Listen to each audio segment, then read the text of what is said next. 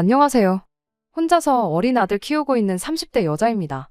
애 혼자 키우는 게 보통 힘든 일은 아니네요. 처음엔 주변 눈초리, 그게 뭐가 중요하냐고 신경 하나도 안 쓰고 살았는데, 아이가 나중에 학교라도 가게 되면 그 눈초리가 이젠 제가 아니라 아이한테도 가는 게 아닐까, 그게 마음에 걸립니다. 하지만 만약 제가 시간을 돌려 이혼 서류 제출하기 직전으로 돌아갈 수 있다고 해도 저는 똑같이 이혼을 선택할 거예요. 그 생각만큼은 변한 적이 한 번도 없습니다. 시댁 형편이 많이 어려웠어요. 먹고 사는데 문제가 있는 정도는 아니었지만 하루 벌어 하루 먹고 산다고 해도 과언이 아닐 정도로 경제적으로 여유가 있는 편도 아니었습니다. 그에 반해 저희 집은 형편이 썩 나쁘지는 않았어요. 저희 할머니께서 과거에 시장에서 장사를 하셨는데 그때 만진 돈으로 건드린 투자들이 결과가 다 좋았었다네요. 할머니가 장사하시던 곳이 서울 변두리 동네이긴 하지만 그때 번 돈으로 건물도 몇 채나 가지게 되셨다고 해요. 그 덕에 저희 부모님은 건물 하나 물려받아서 그걸로 월세 받고 살고 계시고요. 아무리 사돈지간일지라도 며느리네 집에 돈이 있으면 좋은 거 아닌가 싶었는데 왜인지 모르게 시어머니는 저에게 도통 곁을 내어주지 않았습니다. 그럴 거면 차라리 관심도 주지 마시지. 못 살게 굴기는 또 너무 못 살게 구셨어요. 생각해보건대 그냥 저희 집이 형편이 넉넉한 게 질투가 나서 자격지심 때문에 그랬던 건지 아니면 저희 결혼할 때 집을 친정에서 해주셨는데 괜히 그것 때문에 귀한 아들이 처가에 기죽고 사는 것 같은 기분이 들어서 그랬는지 사실 정확하게는 여전히 모르겠고 감도 안 잡히지만 대충 저런 이유 때문에 그랬던 게 아닌가 싶습니다. 하지만 저는 그런 시어머니의 억지를 다 받아줬어요. 남편이 중간 역할 잘해줬다면 더할 나위 없이 고마웠겠지만 괜히 애매하게 남편이 나섰다간 시어머니가 아예 대놓고 남편을 얼마나 휘어잡고 사냐고 눈치를 주고 더 크게 화를 내셨다 보니 오히려 역효과만 나는 상황이었습니다. 그래서 결국 제가 참는 쪽으로 항상 회피를 했던 거예요. 아무리 저를 못 살게 굴고 그래도 다른 사람도 아니고 남편의 어머니잖아요. 저랑 시어머니 사이가 안 좋으면 중간에서 가장 난처할 사람은 다른 사람이 아니라 제 남편이었을 테니 괜히 고부간의 문제를 가지고 집까지 끌어들여서 남편하고도 사이가 나빠지지는 말자는 생각이었죠. 꼴불견 시짜짓이란 시짜짓은 다 골라서 하시던 분이 저희 시어머니였습니다. 집이 그렇게 먼 것도 아닌데 그놈의 안부 전화는 매일같이 받아야 하는 분이셨죠. 시댁에도 달에 한 번씩은 찾아뵙는 시기였는데 저희가 시댁에 오는 날이면 날마다 뭐 없는 일거리도 찾아서 만들어 놓으시고 그랬어요. 멀쩡한 세탁기 두고 이불은 밟아서 빨아야 한다며 욕조에 세제 풀어서 물 받아놓고 기다린다던가 김치는 갓 담근 게 제일 맛있다며 배추 3포기씩 절여놓고 기다리신다던가 하는 식이었죠. 한 번은 이웃분들 만두 좀 해드려야겠다고 만두만 300개 넘게 빚은 적도 있었죠. 남편이 나서서 자기도 같이 돕겠다고 하면 밖에 나가 힘들게 돈 벌어오는 사람이 주말까지 일을 해서 쓰겠냐며 꼭 그렇게 저한테만 일을 시키곤 했어요. 저희가 맞벌이이긴 했지만 저는 아이가 태어나고 나서부터는 육아를 이유로 재택근무를 시작했거든요. 집에서 일을 하는 게 시어머니 눈에는 편하게 돈을 번다고 여겼던 거죠.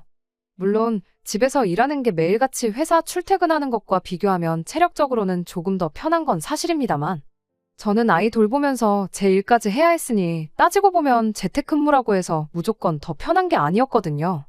말씀드렸다시피 남편이 중간 역할을 하려고 나설 때면 시어머니는 저뿐만 아니라 남편한테도 불같이 화를 냈다 보니 그날은 하루 종일 시댁에서 전쟁을 치르고 오는 느낌이었습니다.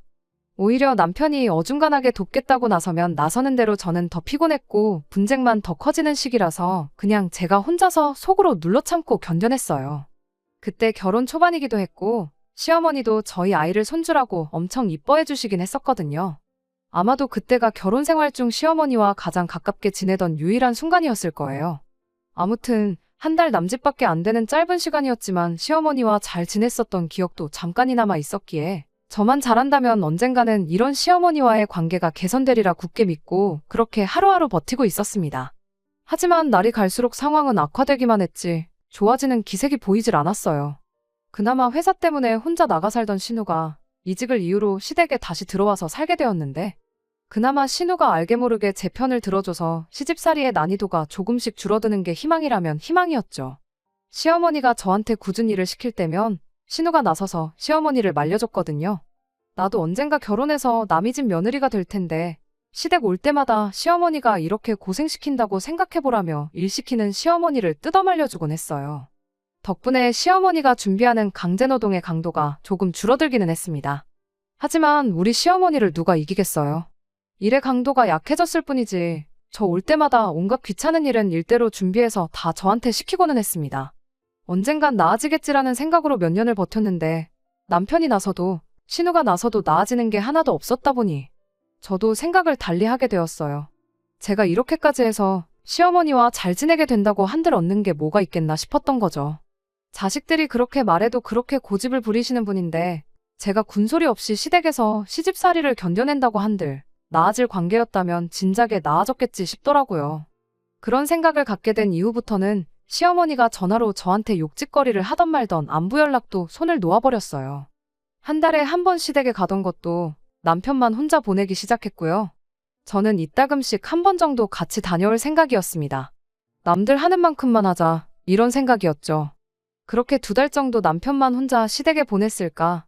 하루는 아침에 남편 출근시키고 나서 아침 운동을 하려고 요가 매트 깔아놓고 이런저런 준비를 하고 있었던 때였어요. 갑자기 누군가가 문을 주먹으로 쾅쾅 두들기더라고요. 문 열어라 하면서 호통을 치는데 시어머니의 목소리였습니다. 남편 직장 특성상 출근 시간이 들쭉날쭉한 편이에요. 그런데 남편이 출근하고 딱 5분 정도 지나서 저러는 걸 보니 밖에서 아들 출근하는 거 기다렸다가 나가는 거 확인하고 저 혼자 집에 있는 거 알고 나서 찾아온 건가 싶더라고요. 저야 출근하는 게 아니다 보니 집에 있다는 건 당연히 알고 오셨을 테고요. 그렇다고 이웃분들 눈치도 있고 저렇게 두면 언제까지고 계속 문을 두드릴 텐데 민폐 끼치기 싫어서 그냥 문을 열어드렸습니다. 시어머니는 집에 들어오자마자 누가 보면 제 머리채라도 곧바로 낚아챌기새로 성큼성큼 들어오더군요. 제가 운동하려고 준비해놓은 걸 보고는 아주 팔자가 편하다고 하면서 다짜고짜 저한테 너는 어른 알기를 얼마나 우습게 알길래 이렇게 얼굴 보기가 힘드냐. 너, 네 부모한테도 그렇게 하느냐 하면서 집에서 뭘 가르쳐서 시집을 보냈길래 어른을 이렇게 푸대접을 할 수가 있느냐며 고래고래 소리를 지르더군요. 그날 저도 인내심의 한계를 느껴서 지지 않고 시어머니한테 한마디 했어요. 그간 제가 어머님한테 못한 게 뭐가 있다고 이러시냐고요. 할 말도 없어서 그냥 끊는 게 일인 안부 전화도 매일같이 드렸고 억지로 시키는 온갖 자비를 할 때도 싫은 소리 한 번 안 하고 묵묵히 다 하지 않았느냐고요.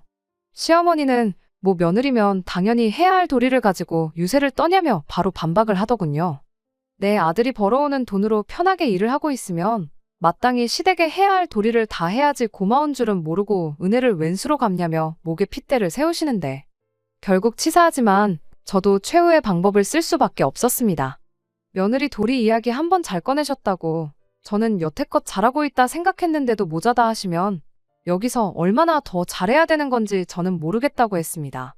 그냥 이참에 속 편하게 며느리 노릇하는 거 그만두겠다고 한마디 했죠. 오늘부로 시댁에 매달 보내던 생활비부터 끊어버리겠다고 으름장을 놓았습니다. 시어머니가 따로 일을 하고 계신 게 아니었다 보니 신우랑 남편이 결혼 전부터 시어머니 생활비를 따로 챙겨드리고 있었거든요. 저희 결혼하면서 보내던 생활비를 끊어버릴 수는 없으니 양가에 똑같이 보내기로 했었어요. 그런데 친정부모님은 여유가 있다 못해 넘쳐나는 분이셨다 보니 그런 거 받을 필요 없다고 거절을 해오셨습니다. 그래서 그건 그거대로 저금을 할까 했는데 시댁 형편 어려운 것도 알고 그러니 차라리 제가 친정에 보낼 몫을 시댁에 드리기로 했던 거예요. 시어머니 입장에서는 제가 보내던 돈이 여윳돈이나 마찬가지였으니 솔직히 포기하기 싫은 돈이었을 겁니다. 그 누구보다 시어머니가 그걸 잘 알고 있었을 테고요. 제 예상대로 그 말이 나오자마자 시어머니가 조용해지더라고요. 물론 며느리 앞에서 자존심도 챙겨야 했으니 바로 꼬리를 내리지는 않으셨지만 저한테 이 소리 저 소리 할 말 못할 말 가리지 않고 퍼붓던 시어머니가 그냥 혀를 한 번쯤 하고 차더니 그냥 집으로 돌아가시대요. 그간 그렇게 참아왔던 걸 터뜨렸는데 속이 후련하다기보단 자꾸 신경이 쓰이고 마음에 걸리더라고요. 할 일이 산더미였는데도 불구하고 그날은 아무 일도 손에 잡히지 않을 정도로 심란했습니다. 남편이 퇴근했는데도 아무 말이 없고 무슨 일이 있었는지 전혀 모르는 눈치길래 제가 먼저 솔직하게 말했습니다. 당신 출근하고 아침에 시어머니가 찾아오셨다. 이런저런 일이 있었고 나는 거기서 참지 못하고 시어머니한테 한마디 했다. 생활비 끊겠다고도 말했다. 정말 토시 하나 빠뜨리지 않고 있던 일 그대로 사실만 전했습니다. 저한테 유리하게 바꾼 말도 없이 솔직하게 전부 다요. 남편이 제 이야기를 듣고는 미안하다고 사과를 해왔어요. 당신이 잘못한 게 없는데 왜 나한테 사과를 하느냐 했더니 그래도 자기가 여태껏 중간 역할 못하고 그랬던 게 화근이 된 거 아니겠느냐 하면서 앞으로라도 자기가 확실하게 제 편을 들어주겠다고 약속을 하더라고요.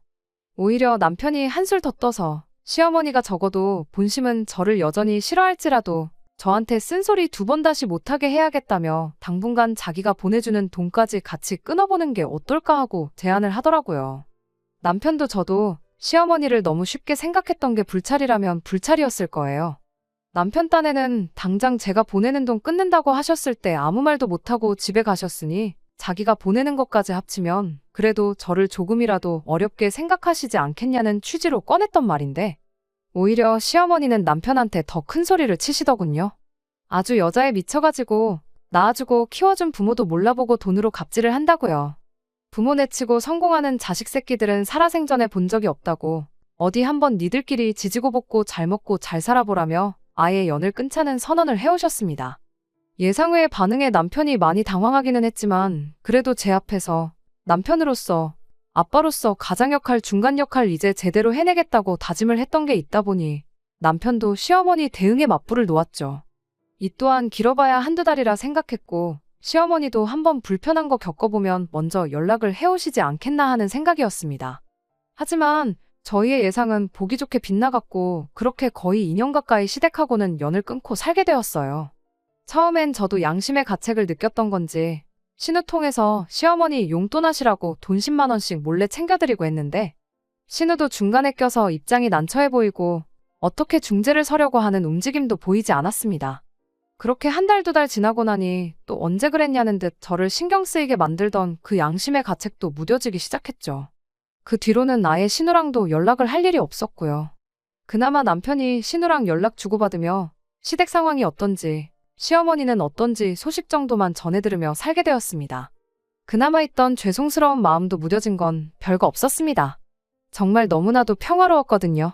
남편하고 사이는 전에 없이 좋아졌고 저 또한 아이 키우느랴 집에서 일하랴 정신없이 바빴던 것도 한몫했고요. 제가 정신없이 바쁜데 시어머니까지 챙길 마음의 여유가 없었거든요. 사이가 좋았었다면 모르겠지만 좋았던 적은 아이 태어났을 때 몇 주 말고는 단 한 번도 없었으니 저는 그냥 언제까지고 이 마음속 평화가 지속되었으면 싶었어요.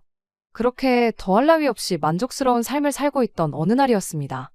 정말 뜬금없는 타이밍에 남편이 오랜만에 우리 신우 좀 만나러 가자고 하더라고요.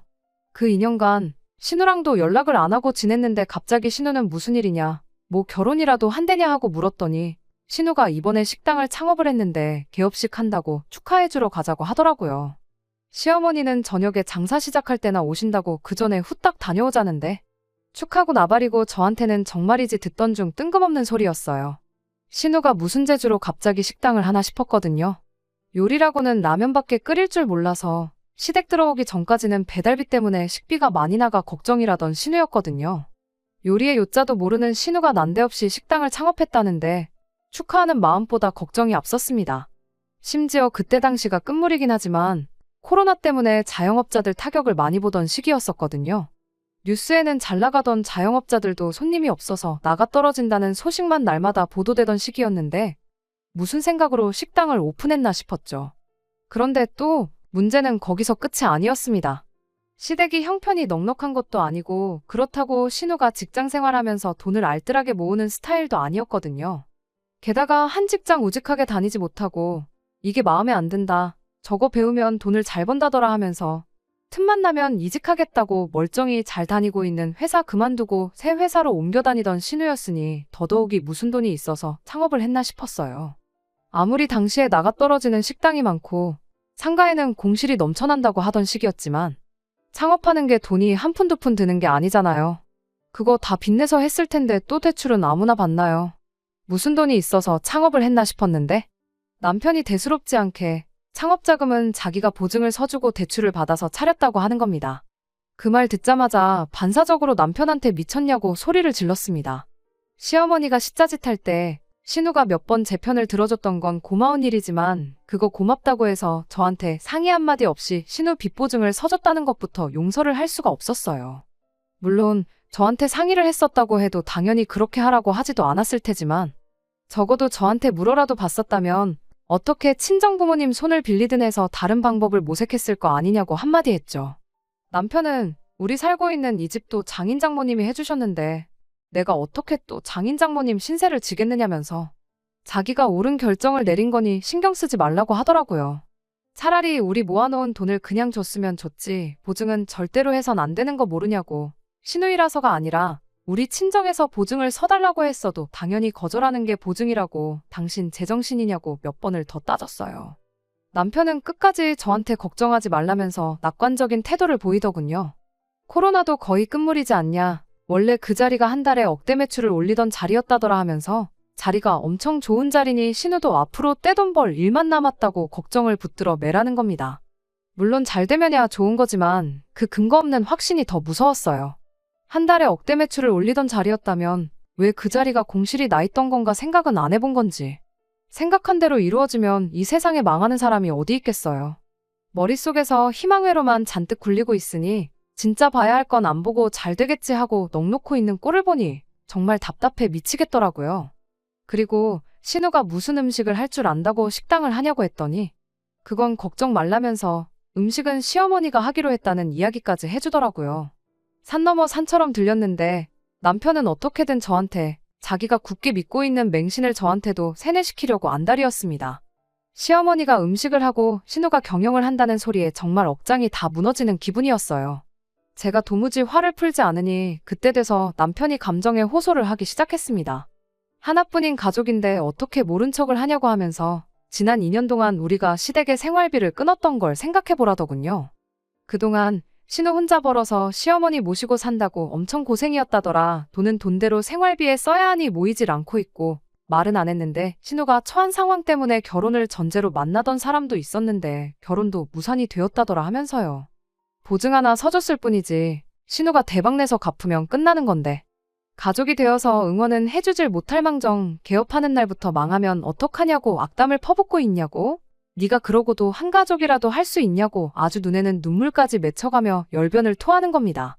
우리가 할 일은 가서 개업 축하해주고 가끔씩 가서 매상 올려주고 지인들한테 한번 와달라고 가게 홍보해주고 하면서 먼발치서 응원만 해주면 되는 건데 그게 그렇게 힘든 일이냐 하면서 따지고 드는데 저 사람 머릿속에 들은 게 뇌가 아니라 무슨 꽃밭이 들어있는 건가 싶었네요. 아무리 생각해도 신우 보증서 주는 걸 저한테 상의 없이 했다는 사실이 그것만 생각하면 배신감에 온몸이 떨릴 정도였습니다. 그래서 제가 당분간 당신은 시댁에 가 있으라고 했어요. 내 마음 정리되면 부를 테니 시댁에 가 있으라고요. 가족끼리 돕는 게 당연하다고 하지 않았느냐고. 시어머니가 나를 가족으로 대해준 적이 한 번도 없는 것 같으니 그렇게는 못하겠다고. 그러니 당신 혼자라도 가서 가족들 도와주면서 살고 있으라고 했어요. 제 말에 남편은 뭐 어쩌자는 거냐며 지금 별거 하자는 거냐, 뭐 이혼이라도 하자는 거냐며 큰 소리를 떵떵 치기 시작했습니다. 적반하장으로 나오는 꼴을 보니 말로 해서는 안 될 것 같아서 지금 상황이 바뀌는 게 아니라면 차라리 이혼을 하는 게 마음 편하겠다고 저도 강하게 나갔습니다. 애초에 이런 중요한 일을 상의 한마디 없이 맘대로 하는 사람하고 어떻게 부부 사이라고 할 수 있겠냐고요. 남편은 끝까지 가족끼리 돕지는 못할 망정 끝까지 악담을 퍼붓고 모르는 척을 하냐며 그런 사람인 줄 몰랐다고 그까짓 이혼해주겠다고 하더라고요. 대신 아이는 자기가 데려가서 키울 테니 그렇게 알라고 으름장을 놓는 겁니다. 애는 뭐 데려가면 알아서 혼자 크냐고 어디 자신 있으면 한번 해보라고 했습니다. 시어머니 신우 가게에 얽매여 있으니 애는 당신이 봐야 할 텐데 사람을 써서 키우던 당신 맘대로 하라고요. 그러다 내 말대로 신우 가게가 망하기라도 한다면 당신 혼자 벌어서 빚도 대신 갚아주고 시댁 식구들의 우리 애까지 당신 혼자 벌어서 다 해야 하는데 그때 돼서 후회나 하지 말라고 했어요. 남편은 그제서야 정신을 차렸는지 아무 말도 못하더군요. 하지만 이혼이란 말을 그렇게 쉽게 꺼낸 남편을 저한테 상의 한마디 없이 거액의 빚 보증을 해준 남편을 더 이상 신뢰하고 살 수가 없다는 생각이 들었습니다. 그래서 말이 나온 대로 하루빨리 이혼을 준비하기 시작했어요. 남편이 결국 아이는 포기하겠다고 나왔는데 포기하긴 뭘 포기하냐고. 애 다 클 때까지 매달 양육비는 늦지 말고 보내라고 한마디 해줬습니다. 집도 친정에서 해준 집이었고 생활비 제외하고는 돈도 각자 알아서 관리하고 있었다 보니 남편은 자기 짐 챙겨서 나가기만 하면 되었던 상황이라 정리하는 것 자체는 그다지 오래 걸리지 않았습니다. 시댁이랑 연 끊은 뒤로 2년간 정말 더할 나위 없이 행복하게 지냈던 우리였는데 하루아침에 이혼을 하고 나니 엄청 허무하더군요. 하지만 그것과는 별개로 제 인생은 크게 달라지는 게 없었습니다. 아이 키우며 일하며 다시 바쁘게 살다 보니 남편의 부재가 점점 희미해져 갔어요. 이혼 후 1년 반 정도 지나서 언젠가부터 남편이 아이 양육비를 보내오지 않았습니다. 그래도 애아빠라는 책임감 때문인지 양육비는 밀리지 않고 보내던 사람인데 뭔가 이상해서 알아봤더니 제 예상대로 신우가 창업한 식당이 망해 없어졌더군요. 코로나만 끝나면 월 매출 1억은 일도 아니라더니 그 어떤 재미도 못 보고 찾아온 불경기 덕분에 오히려 매출은 코로나 때보다 더 아래로 떨어졌다고 하더라고요. 대박나서 갚을 거라던 그 돈은 구경도 못하고 이제는 남편도 같이 그 빚을 갚는 신세가 되어버린 거죠. 그나마 다행인 건 시어머니의 신우까지 일을 하면서 온 가족이 힘을 합쳐서 그 빚을 갚고 있다는 사실이겠네요.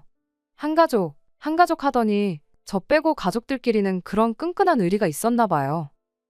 그러니까 저한테 말도 없이 보증을 서줬던 거겠지만 말이죠. 그런 상황을 알고 나니 일말에 정이 남아있어서 그랬나 차마 양육비를 보내라고 독촉은 못하겠더라고요. 당장 제 벌이만으로도 사는데 모자란 게 하나 없었으니 괜히 양육비 달라고 연락해서 내가 혹시 돈이 모자라서 그러나 하는 느낌도 주기 싫었고요. 셋이서 밤낮 없이 일해서 돈을 갚고 있다고 하는데 빚 다 갚으면 그래도 애아빠인데 어련히 양육비 안 보내주겠나 싶어서 그냥 말을 아꼈죠. 그렇게 반년이 또 지나 얼마 전이었어요. 여전히 남편한테서 양육비는 들어오지 않고 있었고 최대한 신경 쓰지 않으려 하고 있었습니다. 그런데 연락이 와야 할 남편이 아니라 시어머니한테서 연락이 왔어요. 과거에는 안부 전화 먼저 안 하면 세상이 무너질 것처럼 하셨던 분이 웬일로 제 안부를 다 묻더라고요. 형식적인 대답만 하고 왜 전화하셨냐고 단도직입적으로 물었어요. 혹시나 애아빠한테 무슨 일이 생겨서 연락한 건가 싶어서 받은 전화였거든요. 시어머니는 요즘 사는 게 어떻고 저떻고 혼자서 횡설수설하더니 결국 마지막에는 돈 이야기를 꺼내더군요. 자식들 둘이 미래를 포기하고 빚을 갚고 있는데 그걸 보니 안쓰러워 죽겠다면서 조금이나마 제가 도와줬으면 싶다는 거예요. 그걸 같이 갚을 생각이 없었으니까 이혼한 건데 왜 이제 와서 그런 말씀을 하시느냐고 했죠. 저한테 땡전 한 푼 뜯어낼 수 없다는 걸 깨달았는지 시어머니가 평소 모습으로 돌아와서 저한테 큰 소리를 치기 시작하더군요. 저보고 며느리면 응당 해야 할 걸 안 하고 내뺀 거 아니냐고. 시댁 등지고 2년간 해야 할 도리를 안 하고 살았으니 이혼의 사유가 너한테 있는 거 모르냐며 이제 와서 위자료라도 받아야겠으니 2년간 시댁에 안 보냈던 생활비 2천만 원을 일시불로 입금을 하랍니다. 안 그러면 법대로 하겠다길래 시어머니한테 한마디 했어요. 협의 이혼했는데 왜 이제 와서 위자료 타령이냐고요? 돈 때문에 전화한 거면 제가 드릴 상황이 아니고 애아빠가 양육비 안 보낸 게 몇 달치 밀려있으니 그거나 빨리 확인해서 보내라고 전해달라고 했습니다. 법대로 해야 할 사람은 어머님이 아니라 저인 것 같다고 또 이런 연락하시면 저도 한번 변호사부터 알아봐야겠다고 한마디 했죠. 시어머니는 아무 말도 못하고 전화를 끊어버렸어요. 사실 법대로 할 생각은 없었습니다. 할 거면 진작에 했겠죠. 더 이상 얽히고 싶지 않아서 제가 눈 감고 있었던 건데 왜 가만히 있는 저를 자극하나 싶었네요. 웃긴 건 제가 정말 소송이라도 걸 줄 알았는지 바로 며칠 지나지 않아서 남편이 밀렸던 양육비 일부를 보내왔어요. 일단 이것밖에 없다고 천천히 주겠다는 문자 한 통과 함께요. 그날을 마지막으로 시댁에서는 다행히 아무런 연락이 없습니다. 남편은 조금씩이긴 하지만 양육비 일부를 계속 보내주고 있는 상황이고요. 좋은 사람이긴 했지만 남편 때문에 시댁에 발목 잡혀서 평생 시달리고 살았을 거 생각하면 정말 이혼하기를 잘했다는 생각밖에 들지 않네요. 더 늦지 않게 10월드 탈출해서 다행입니다. 비록 이혼했다는 꼬리표와 함께 아이도 아빠 없이 자라게 하는 게 여전히 마음에 걸리긴 하지만 평생을 불행하게 사는 것보단 당당하게 제 인생 살면서 확실한 행복을 찾으려고요. 끝까지 들어주셔서 감사합니다. 오늘의 사연은 여기까지입니다. 구독과 좋아요, 알람 설정 부탁드리고 더 좋은 사연으로 다시 찾아뵙겠습니다. 감사합니다.